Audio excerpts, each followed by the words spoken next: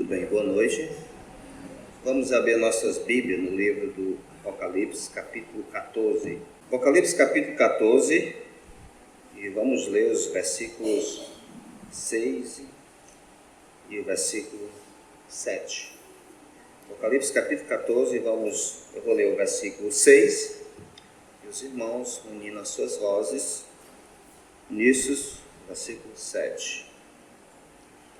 Apocalipse capítulo 14, versículo 6. Muito obrigado, Pedro.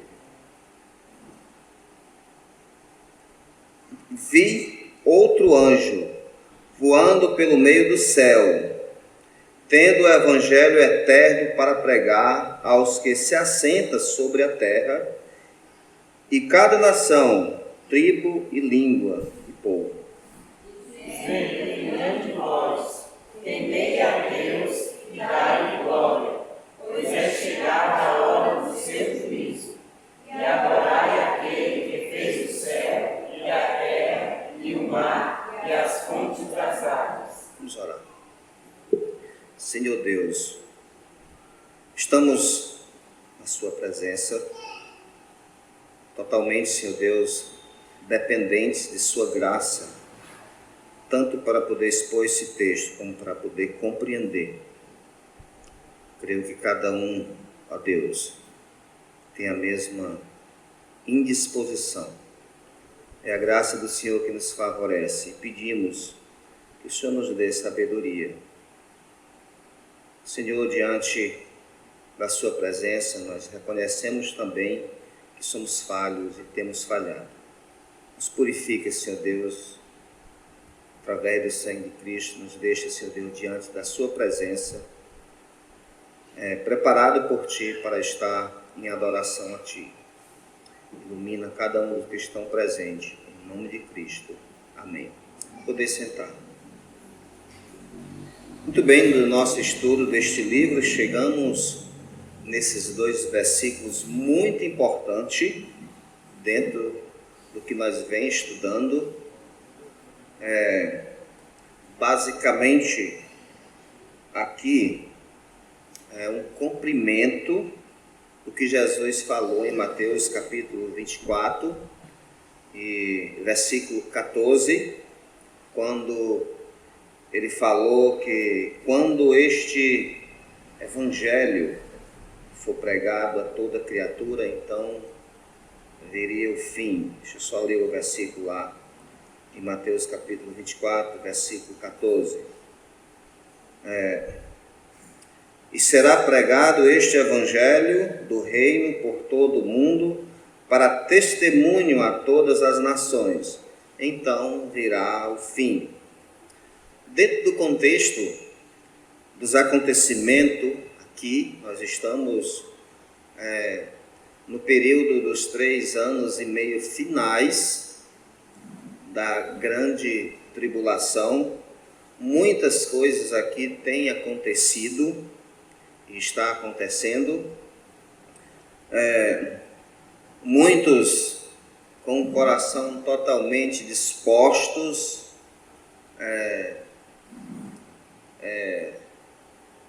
totalmente irrevogável, podemos dizer, a sua compreensão em relação ao Evangelho. Na sua maioria, as pessoas estão dispostas a adorar a besta, foram convencidos, primeiramente, por meio das manifestações da ira de Deus.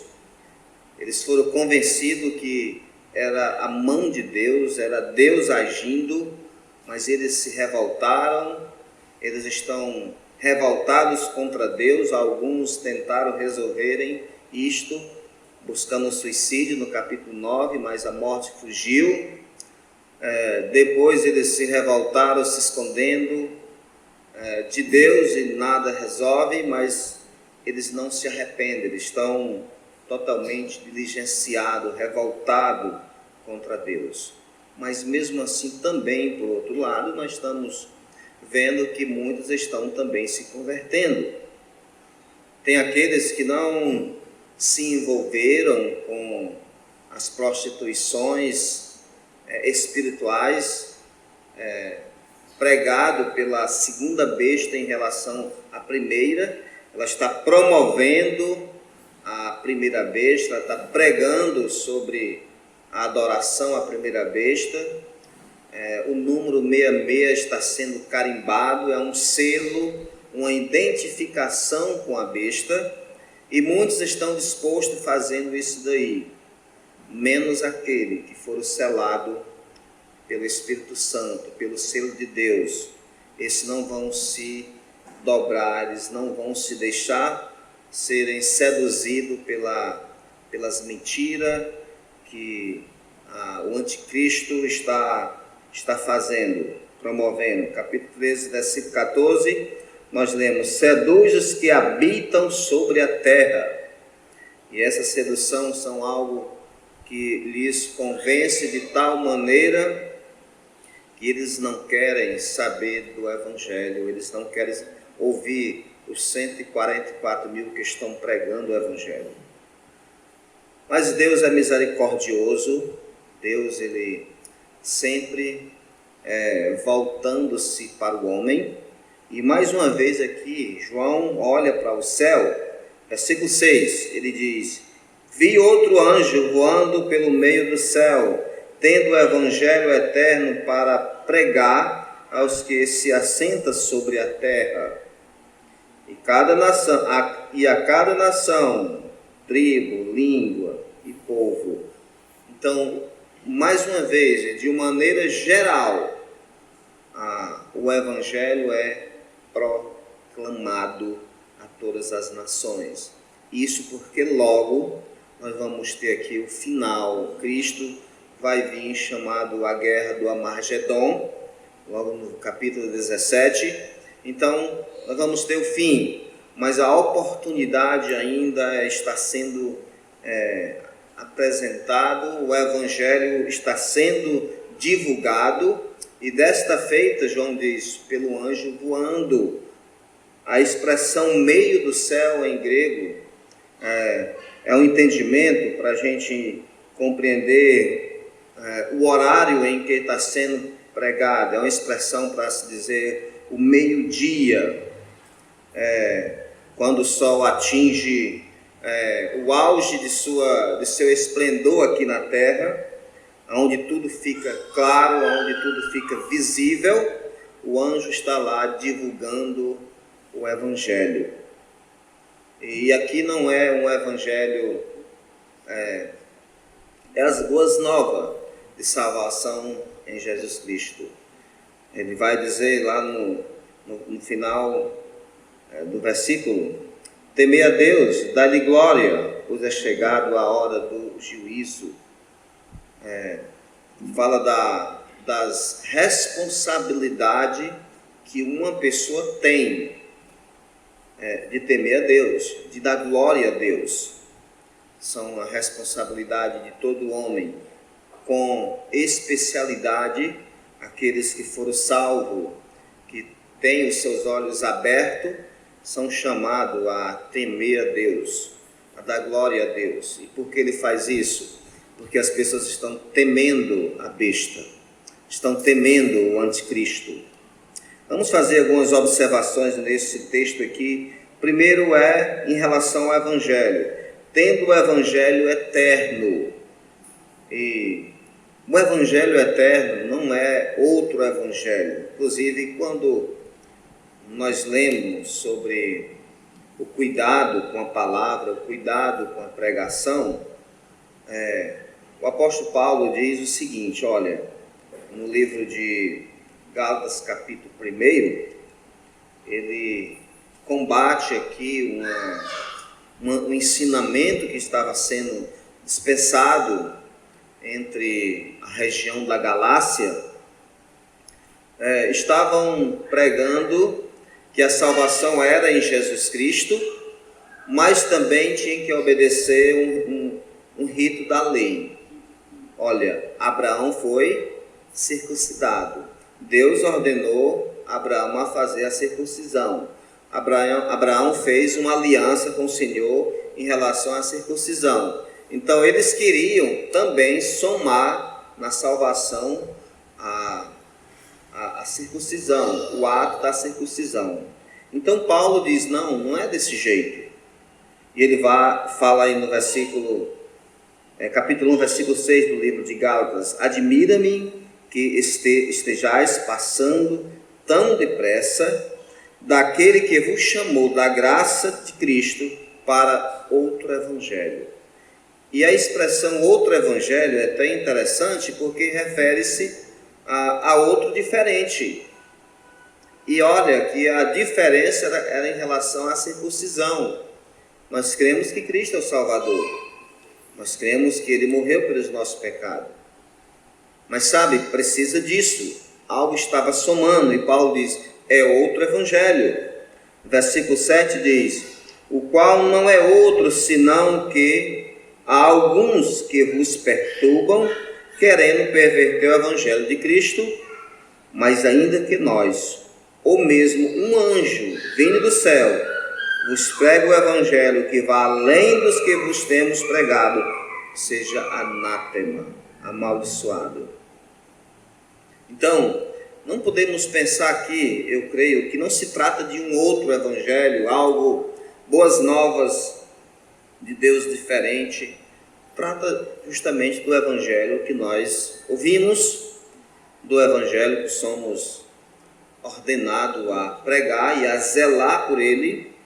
É esse evangelho que está sendo apresentado naquele período a pessoas diligentemente rebeldes.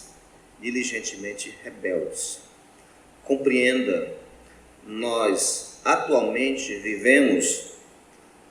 saímos do mundo, saímos de um império.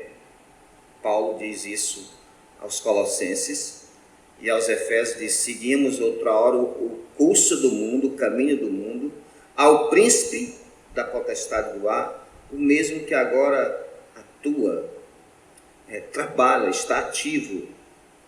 Paulo diz, nós viemos de lá outrora.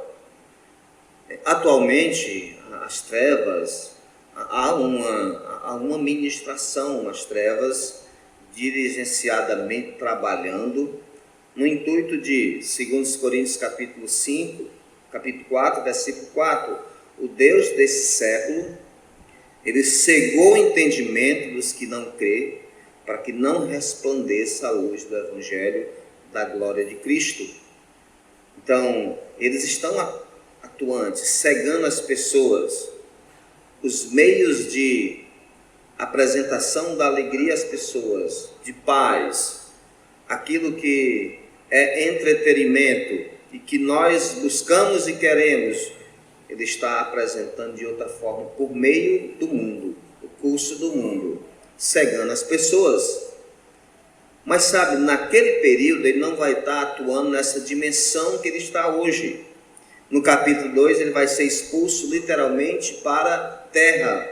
Ele vai estar atuante aqui. O anticristo será visível, tocável. Ele vai estar atuando. No capítulo 9 do livro do Apocalipse, os demônios serão soltos. Eles vão atuar visivelmente. Então, o ato deles cegar as pessoas vão ser diferente. As pessoas que diligenciadamente estarão servindo-os, eles estão totalmente decididos, porque eles já conheceram o outro lado.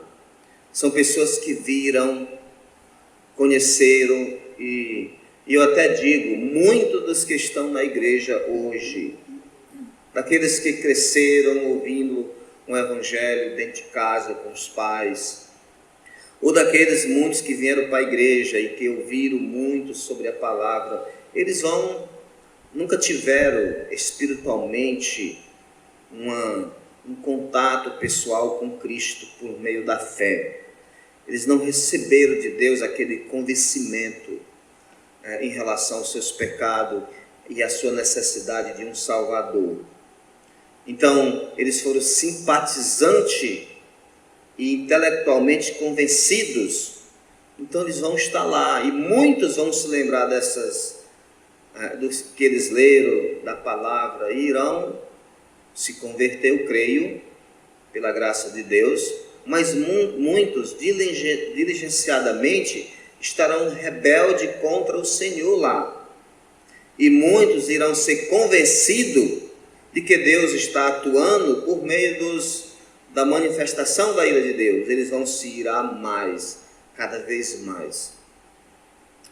É como, porventura, no inferno, onde há choro, ranger de dente.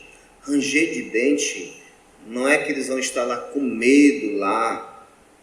Ranger de dente sempre fala de fúria, de ira, de revolta. Aquelas pessoas estarão altamente revoltadas contra Deus. O inferno, o lago de fogo, os seus sofrimentos, na sua maioria, serão promovidos pelas suas revoltas, sua ira eterna contra o Deus Santo e Poderoso. E sabe, naquele período as pessoas vão estar diligenciadamente revoltadas contra Deus. Elas vão querer, como eu falei, a marca da besta. Eu não levo as pessoas a pensarem e perderem tempo pensando que é uma marca física, é algo que é um carimbo, é uma coisa que vem nisso e naquilo. O selo do Espírito Santo não é visível. Nós somos selados, não é visível. E por mais que possa ter algo visível naquele período, mas essa marca procede do coração, diligenciadamente, decididamente a seguir o Senhor. Deus, ele sela essa pessoa, como também decididamente a seguir a besta. Então recebe aquela marca, é uma imitação com o Senhor. Então essas pessoas estão diligenciadas, mas mesmo assim o Evangelho vai ser pregado. Elas vão ouvir, por meio de um ser que Deus providenciou, do anjo, inclusive 2 vezes, mas em Apocalipse a única vez que você vê falando de um anjo voando é aqui nesse texto. Os outros é uma águia voando, o outro no capítulo 19, um pássaro voando, mas de anjo com asa a única vez é aqui. Você sabe por quê? Porque é uma maneira de chamar a atenção de todos os povos, como é dito aí, da terra, nação, tribo, línguas e povos. Cumprindo-se, será pregado esse evangelho lá, a todas as nações, então virá o fim. Ainda hoje, eu creio que há muitas pessoas que não tiveram o privilégio de ouvir um evangelho, como muitos têm ouvido. Há lugares que ainda precisa ser alcançado com as boas novas de Jesus Cristo. Mas mesmo assim eles têm lá os seus meios. Existem os meios lá que Deus se revela para aquelas pessoas. Recentemente eu ouvi que existem tribos ainda na Amazônia que não foram ainda contrapolada ainda, que existe, está lá ainda, e que ainda não foi ainda visitada por pessoas. Mas sabe, aquelas pessoas lá, quando você chega lá, você vai ver que elas vão apresentar algum meio de adoração, alguma divindade entre elas, porque no seu seio, no seu coração, Deus fez o homem, e eles são homens, mulheres. Deus fez o homem com a necessidade de religião. Quando eu digo religião, Deus fez o homem com a necessidade de ser religado novamente. E eles vão buscar alguma coisa para saciar aquela sede. Elas olham para o sol e vão dizer: é nosso Deus. Olham para a lua e vão dizer: é nosso Deus. Olham para as árvores: isso aqui é nosso Deus. Então existe algo clamando por religião. E Deus está se manifestando por meio daqueles que eles querem colocar como Deus. Mas Deus se revela. Então Deus irá julgá-los, os que têm morrido, os que irão nascer Deus vai julgar com aquilo que eles têm lá. Mas sabe, naquele período o anjo vai proclamar esse evangelho de uma maneira geral. E diz aí no versículo 7, dizendo: em grande voz temei a Deus. Só para a minha e a sua compreensão mais, Na Bíblia, algumas vezes, o Evangelho, ele se apresenta de vários nomes. Em hebraico, você não encontra essa palavra, as boas novas. A Septuaginta, por exemplo, não nos apresenta uma palavra de boas novas no Antigo Testamento. Basicamente, helenisticamente, é uma palavra grega e Deus providenciou ela justamente para as boas novas de Deus através de Cristo. Então nós vamos encontrar de várias maneiras, aliás, de várias formas, o Evangelho com uma qualidade, um adjetivo diferente, mas sendo que é o mesmo Evangelho, para dar ênfase em algo. Por exemplo, aqui nesse texto nós temos o Evangelho eterno, tendo um Evangelho eterno. Mas, por exemplo, no livro de Romanos, capítulo 1, versículo 1, onde Paulo está se apresentando, ele fala que ele foi chamado para pregar o Evangelho de Deus, ou seja, as boas novas de Deus. Marcos capítulo 1, versículo 14 também chama de o Evangelho de Deus, as boas novas de Deus, as boas notícias de Deus. Em Atos capítulo 20, versículo 24, é chamado o Evangelho da graça de Deus. O Evangelho da graça de Deus. E quando Paulo está referindo-se lá o Evangelho da graça de Deus, está referindo-se às boas notícias de salvação, o mesmo Evangelho. Em Romanos capítulo 1, versículo 9, Paulo descreve como o Evangelho de seu Filho. O Evangelho de seu Filho. Em capítulo 1, versículo 1, ele fala o Evangelho de Deus, e 15 e 16, e ele fala também o Evangelho de seu Filho, as boas novas de seu Filho, mas referindo-se ao mesmo Evangelho. Em 2 Coríntios capítulo 4, versículo 4, onde o Deus desse século cegou o entendimento dos incrédulos, para não resplandecer o Evangelho da glória de Cristo, o mesmo Evangelho, mas com outro adjetivo para descrever o Evangelho. Em Efésios capítulo 1, versículo 13, referindo-se ao selo do Espírito Santo, fosse selado depois que ouviu o Evangelho da vossa salvação. Que tipo de Evangelho? Evangelho da vossa salvação. Então, apenas uma descrição diferente para as boas novas de nosso Deus. Em Efésios capítulo 6, versículo 15, lá diz o Evangelho da paz. O Evangelho da paz.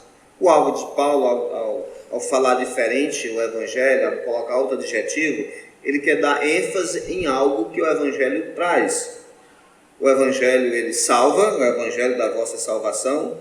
O Evangelho da glória de Cristo manifesta, a vitória de Cristo, o louvor de Cristo. O Evangelho de seu Filho, as boas novas de Cristo da cruz. O Evangelho da paz, as boas novas que traz paz ao homem. Em Apocalipse capítulo 14 aqui, o Evangelho eterno, porque as boas novas de nosso Deus através de Cristo são eternas. Você lembra as palavras de Cristo quando no Sermão do Monte ele diz: passará porém o céu e a terra, porém as minhas palavras não passarão, são eternas.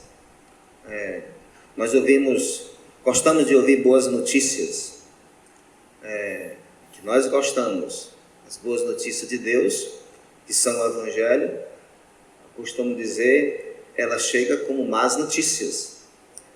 Você não gosta de ouvir, faz parte da nossa mente caída. A gente não gosta de ser confrontado. Quando alguém toca nos nossos erros, a gente fica ali um pouco. Então o Evangelho vem para falar dos nossos erros, das nossas falhas. O Evangelho ele vem para confrontar, dizer: olha, você está caminhando contrário, você está distante de Deus. Você já ouviu a expressão, preguei o evangelho, cheguei para a pessoa e disse, Jesus te ama, né? E Jesus realmente ama o pecador. Jesus ama o pecador, mas odeia o pecado. É assim que, uma expressão que a gente fala, mas é uma expressão que não tem muito apoio bíblico para isso. Quando nós lemos, nós encontramos um Deus irado contra o pecado. A expressão, o Evangelho de Cristo, arrependei-vos. João pregou, arrependei-vos. O sentido é de confrontar de antemão logo, levar a pessoa a ver que ela está andando contrário ao Senhor. A expressão do Evangelho é, vocês estão perdidos. Vocês são inimigas de Deus. É assim que Paulo falou no capítulo 5, éramos inimigos, nós éramos fracos, nós éramos totalmente inadequados para ser salvos por nós mesmos, mas Deus nos salvou. Então o Evangelho vem mostrar às pessoas que elas estão em pecado e que elas estão condenadas e que o único meio é elas se arrependerem de seus pecados. Ninguém gosta de ouvir isto. Ninguém gosta. Nós gostamos de ouvir Jesus me ama. E Jesus me ama e pronto. E falando para as pessoas que ela lhe ama, Deus tem um propósito para a sua vida. E pronto, o que é que nós fizemos? Pregamos o Evangelho? Não. Eu digo que isso aí são outros evangelhos que hoje as pessoas estão pregando. As pessoas não estão ouvindo que são pecadoras. Como é que elas vão gritar por socorro? Como é que elas vão reconhecer que precisam de um Salvador? Se elas só escutam coisa que manancia o seu ego. Deus te ama. Deus tem um propósito para a sua vida. Deus vai providenciar o que você necessita. E muitas vezes apontando justamente para a necessidade física ou as situações que estão difíceis e não para a situação principal, que é que elas estão andando contrária ao caminho do Senhor.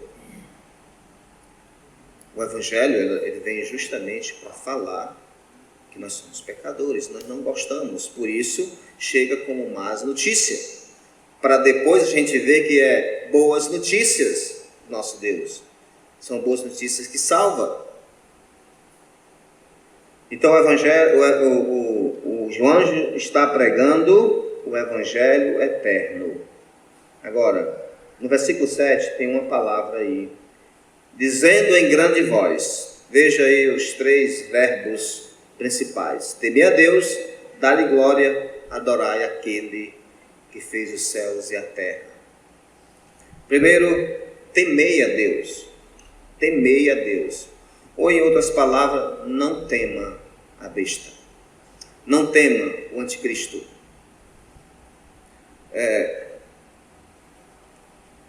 Salomão escreveu Provérbios, Eclesiastes e Cantares. E algum, creio que talvez um salmo é colocado como de Salomão. E o livro de Eclesiastes foi escrito quando Salomão estava na sua idade já experimentada, velha. Alguns estudiosos até chegam a colocar a idade em que ele escreveu. Mas o livro de Eclesiastes, Salomão já estava com a idade já bem avançada. Ele já tinha apanhado muito por conta da sua soberba. O muito saber trouxe loucura para Salomão.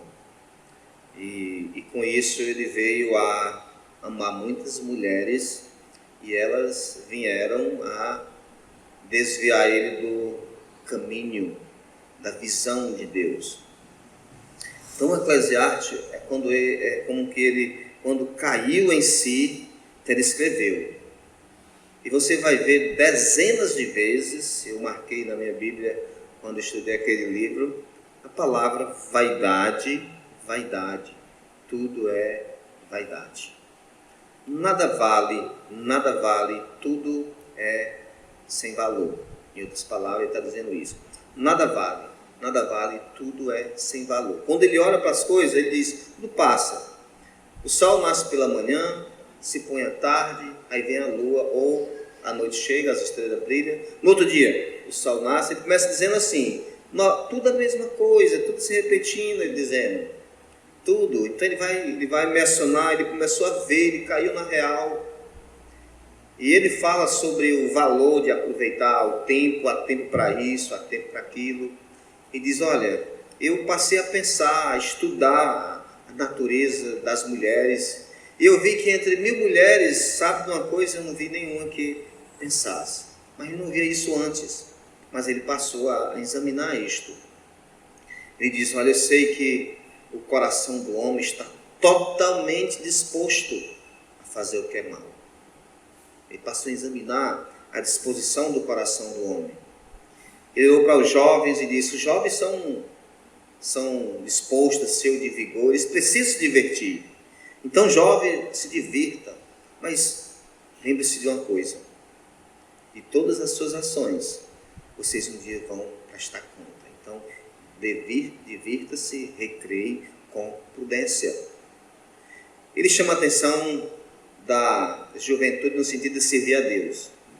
Ele diz, olha, aproveite para servir que vai chegar o tempo que os dentes vão cair, a cabeça vai ficar branca, as mãos vão ficar pesadas, os pés vão pesar. Ele começa a descrever dessa maneira. Então é tempo de servir enquanto é jovem. Vai chegar o período que você não vai ter a mesma agilidade, as colunas que sustentam vão estar frágeis e assim por diante. Ele chama a atenção do jovem. Mas ele termina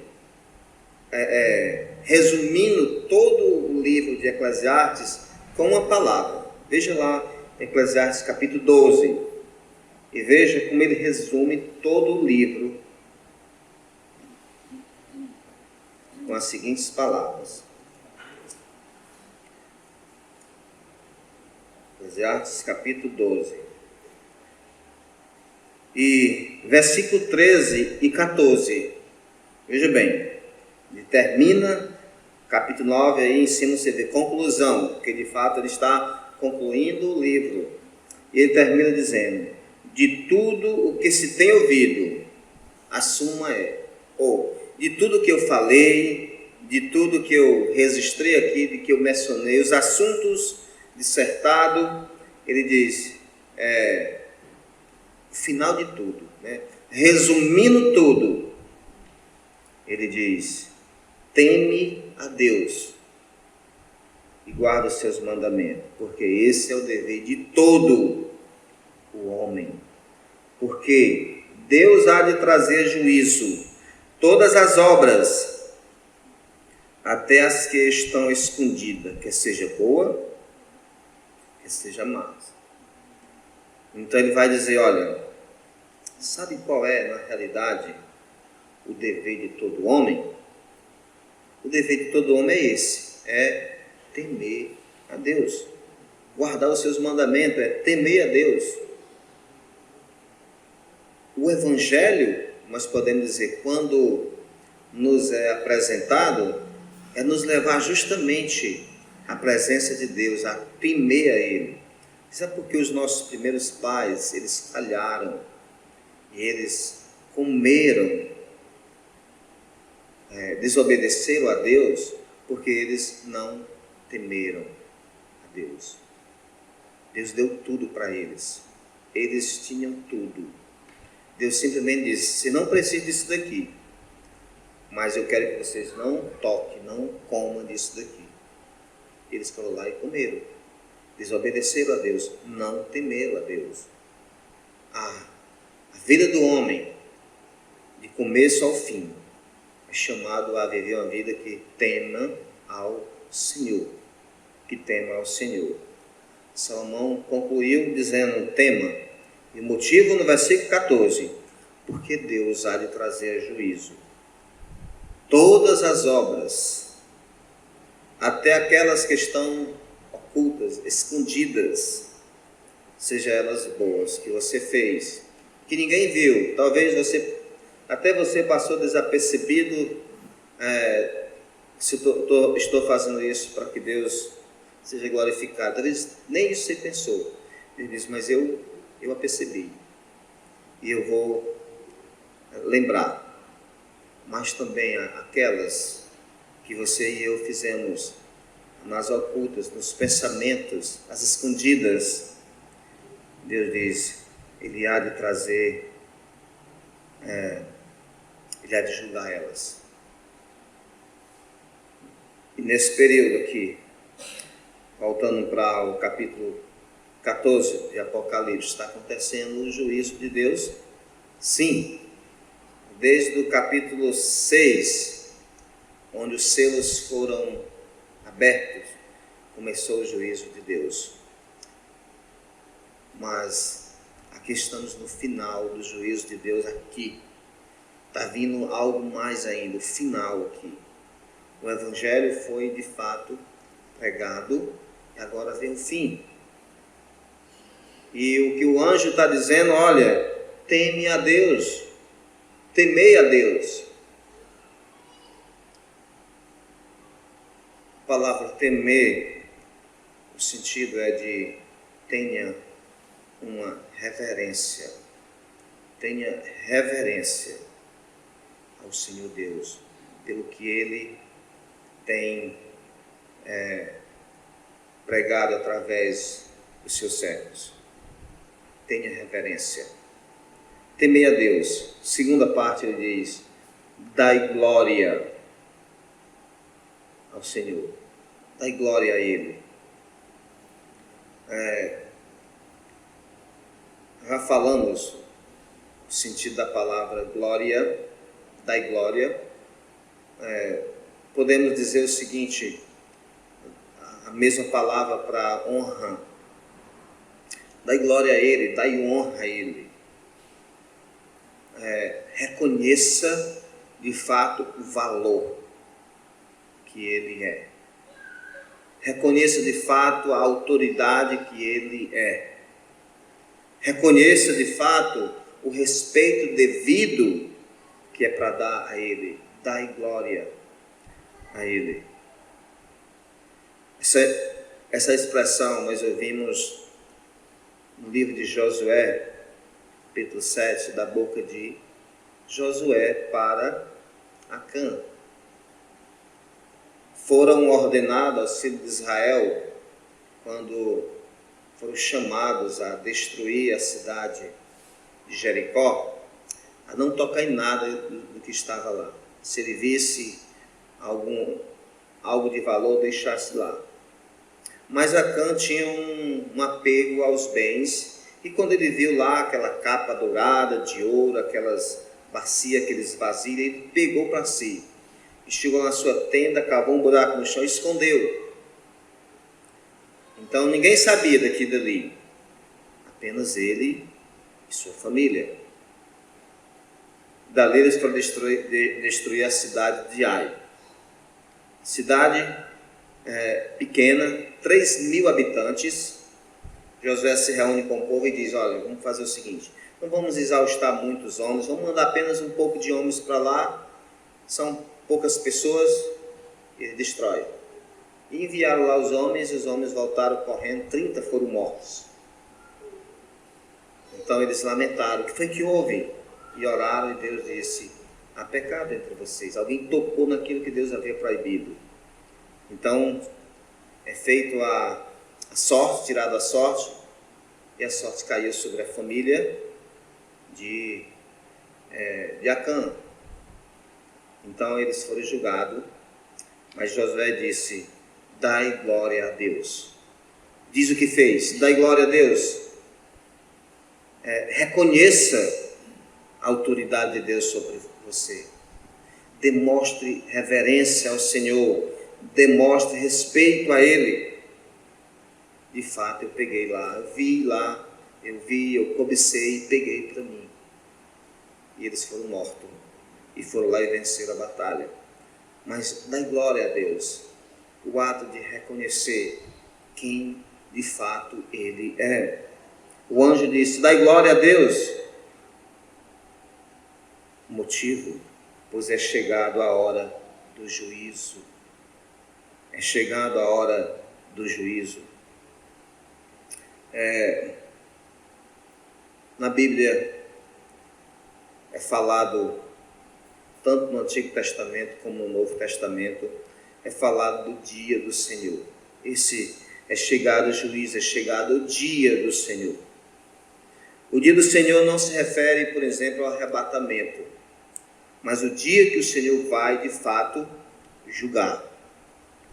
Por exemplo, no livro de Joel, capítulo 2, versículo 31, o sol tornará-se-á em trevas e a lua em sangue, antes do grande e terrível dia do Senhor. Olha como é descrito. Antes do grande e terrível dia do Senhor. Para aqueles que amam e que temem a Deus, será dia de vitória. É o dia da consumação visível da vitória de Deus, mas é o dia terrível para aqueles que rejeitaram o Evangelho. Em Isaías capítulo 2, versículo 12, porque o dia do Senhor dos Exércitos será contra todo soberbo, todo altivo, contra todos que se exaltam. Eles serão humilhados naquele dia. Humilhados, eles serão totalmente expostos à ignomínia, serão derrotados. Quando se dará isso? No dia do Senhor. No livro de Amós, capítulo 5, versículo 18 a 20. Ai de nós que desejais o dia do Senhor. Para que deseja o dia do Senhor? É dia de trevas e não de luz. Como se o homem fugisse de um leão e encontrasse com uma ursa, ou como se entrando em uma casa, encostando a mão uma cobra e essa viesse a morder. Mas assim será o dia do Senhor. Será dia de trevas e de luz, e não de luz. Era assim que os profetas descreviam: olha, o dia do Senhor, vocês desejam o dia do Senhor, falando para uma nação rebelde, para uma nação que não queria se dobrar diante do Senhor, e vocês desejam o dia do Senhor? Que ele venha. Os cristãos desejam a volta de Cristo, não o dia do Senhor, mas estamos na expectativa da volta de Cristo para a igreja, o arrebatamento. Em 2 Tessalonicenses, capítulo 1, fala de alívio quando do céu, quando o Senhor voltar.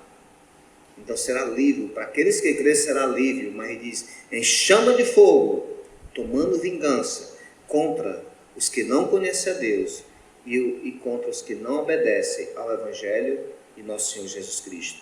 Esses sofrerão penalidade de eterna destruição, banido da face do Senhor. Então ele vem para aliviar os que creem, mas ele vem para aterrorizar, que é a manifestação da sua ira, aos rebeldes.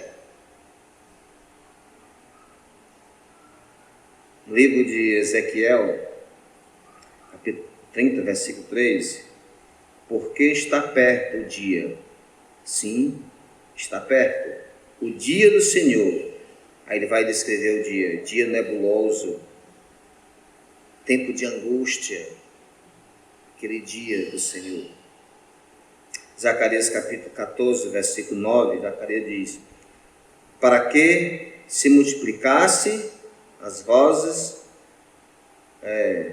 dias e os dias dos vossos filhos na terra, que o Senhor jurou a vosso pai. Dai-lhes, pois, para o dia sobre o Senhor que vier sobre a terra. Agora, quando se refere o dia do Senhor no Novo Testamento, Por exemplo, o apóstolo Pedro falou sobre o dia do Senhor. Ele disse que, olha, o dia do Senhor, quando ele vier, ele vai destruir essa terra, os elementos serão desfeitos. Então ele fala também de um dia de juízo final que acontecerá. E quando Pedro falou disto, ele estava falando para um povo que estava sendo perseguido pelo Império Romano. É chamado uma carta geral, uma carta aos dispersos. Muitos estavam fugindo do Império Romano, da perseguição, provavelmente de Nero. Então, o apóstolo Pedro vai consolar aqueles cristãos falando, olha, vai vir um dia em que o Senhor vai se manifestar de uma maneira geral, vai destruir tudo isso, e vocês vão ter novo céu, vão ter nova terra.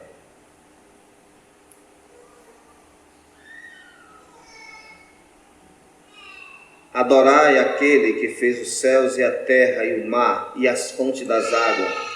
Diz aí as últimas palavras. Adorai aquele que fez o céu e a terra. As últimas palavras aqui é chamado de adoração.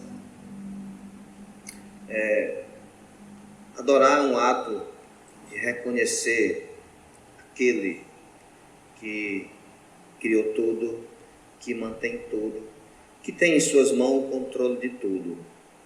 E veja a expressão quando ele diz: adorai aquele que fez o céu, a terra, o mar e as fontes das águas. É um chamado e uma lembrança daquele que é Criador. Deus nos fez com esse propósito de adorar o Senhor. Nós somos chamados a adorar o Senhor, a reconhecê-lo como o Todo-Poderoso, a reconhecer como o Criador, a reconhecer aquele que mantém tudo que Ele criou. O anticristo não criou nada aqui. Ele não tem nenhum poder. Ele não é o Todo-Poderoso. As pessoas estão adorando, ele está exigindo isso. Ele exigiu isso do próprio Senhor Jesus Cristo. Tudo isso eu te darei. Ele mostrou lá as pessoas. Cristo vinha para salvar as pessoas, e para ele salvar ele teria que subir a cruz, ele teria que morrer, ele teria que ressuscitar, ele teria que enfrentar tudo o que ele enfrentou. Mas ele chega e diz: olha, você pode evitar tudo isso. Eu te dou tudo isso daqui. Essas pessoas que estão no mundo eu te darei. Eu tenho cegado elas, eu tenho levado elas a ficar distante de Deus, está debaixo do meu império de cegueira, mas eu te dou para ti, se tu me adorar. Não precisa tu ir para a cruz, não precisa morrer, eu lhe dou, se você adorar. E Jesus diz: só ao Senhor teu Deus adorará, somente a Ele dará culto. Satanás quer adoração, ele quer aquilo que pertence a Deus. Em capítulo 13, versículo 14 em diante, é isso que ele está buscando das pessoas, é adoração. A segunda besta está promovendo justamente isso. Versículo 14 e 15, está buscando adoração. Veja o que diz o versículo 15, do capítulo 13. E foi-lhe dado comunicar fôlego à imagem, à besta, para que não só a imagem falasse, como ainda fizesse morrer quantos não adorassem a imagem da besta. Ele quer adoração, mas aqui diz: adorai aquele que fez o céu e a terra e o mar e as fontes das águas. Apresenta algo grandioso, aonde você olha e vê os céus, a terra, as águas. Adorai esse.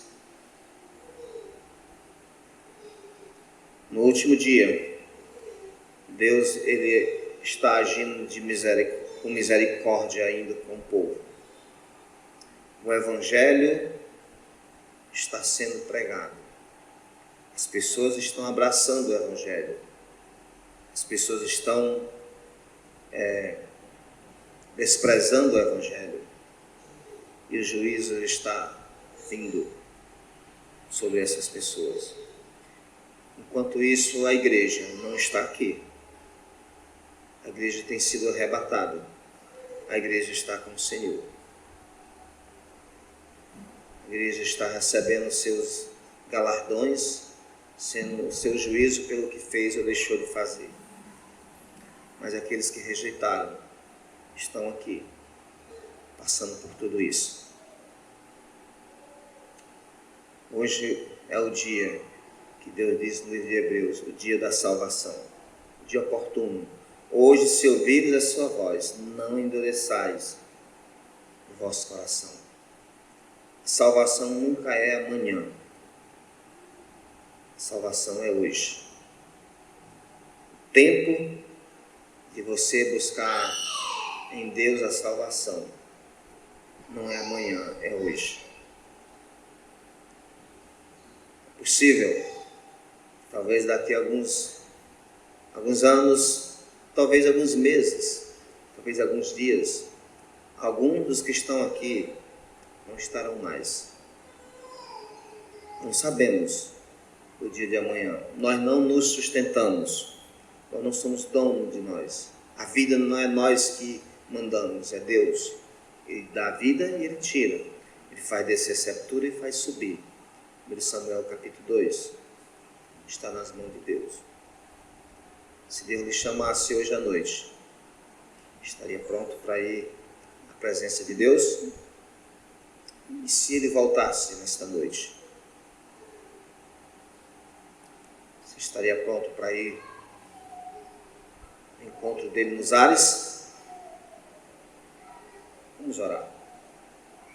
Senhor Deus e Pai, ilumina a mente de cada um. Que o Senhor receba toda a honra e toda a glória.